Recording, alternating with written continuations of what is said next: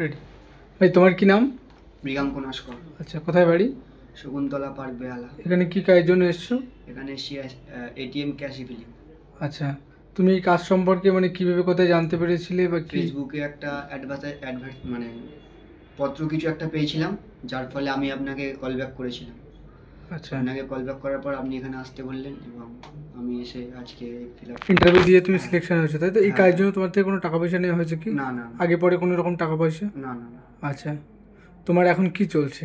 এখন আমাকে fill up করতে দিয়েছে, ফিল আপ করছি, দেখে দেখে আর কয়েকটা। ডাইরেক্ট কাজের জায়গায় চলে এসছো? কোনো এজেন্সি অফিস, কোনো না, না, কনসালটেন্সি না। অফিসে টাকা হয়েছিল কি না না, না, না। সরাসরি? আচ্ছা, তোমার বাড়িটা কোথায়? আমার বাড়ি হচ্ছে শকুন্তলা পার্ক, বেহালা। আচ্ছা, তোমার ভাই নাম? আমার নাম সম্রাট নাইয়া। আচ্ছা, কোথায় বাড়ি?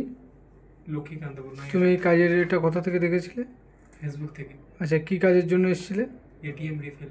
আচ্ছা, এই কাজের জন্য কোনো টাকা পয়সা তোমার থেকে নেওয়া হয়েছে? না, সত্যি কথা বলো। না, কোনো রকম কোনো টাকা পয়সা নেই।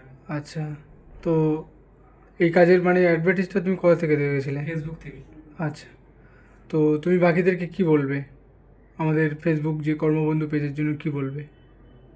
যারা কাজের জন্য ট্রাই করছে, যারা ফ্রেশার আছে, কাজকর্ম পাচ্ছে না, তারা অবশ্যই ট্রাই করতে পারে, কল করতে পারে, কল করে ঠিক আছে, দেখতে পারে। ঠিক আছে, থ্যাংক ইউ।